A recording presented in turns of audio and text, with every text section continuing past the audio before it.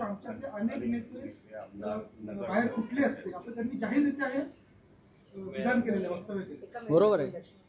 भारतीय जनता पक्ष हा एकनाथ शिंदेचा पक्ष पूर्णपणे गिळणार आहे. आता नाही तर उद्या, पण विधानसभा निवडणुकांच्या आधी एकनाथ शिंदे यांचा पक्ष हा अस्तित्वात असेल की नाही याच्याविषयी माझ्या मनात पहिल्यापासून शंका आहे. नाही राऊतसाहेब, हे तुम्हाला तरी पटतं का? कारण इतक्या वर्षाचं राजकारण तुम्हीही बघितलं आहे. शरद पवारांना तुम्हीही स्वतः फार जवळून ओळखता.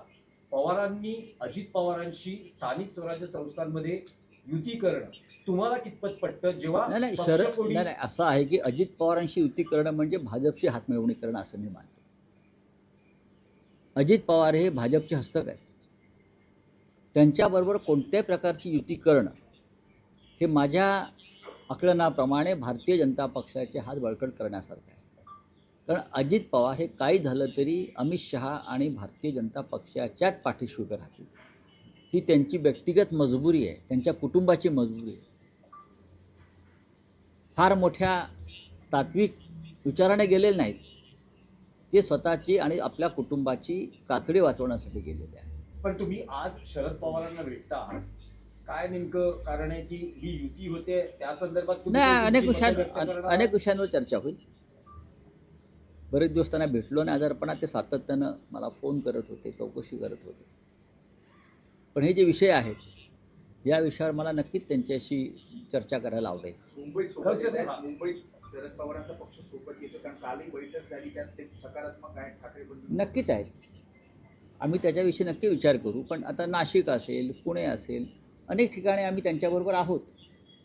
कदाचित ठाण्यामध्ये होईल. नाशिकमध्ये काल त्यांच्या पक्षाशी चर्चा झालेली आहे. त्यांच्या स्थानिक नेते आमच्या लोकांशी चर्चा करत होते.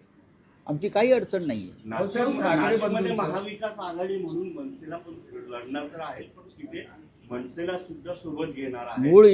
मूळ युती नाशिकला शिवसेना म्हणजे आमची शिवसेना आणि मनसेचीच आहे. दोघांमध्ये चर्चा सुरू आहे. महाराष्ट्र नवनिर्माण सेना आणि शिवसेना. त्यानंतर काल राष्ट्रवादी काँग्रेस शरद पवार साहेबांचे त्यांचे नेते येऊन सहभागी झाले. काँग्रेस पक्षाकडून संदेश येतात की आम्हालाही सहभागी करून घ्या.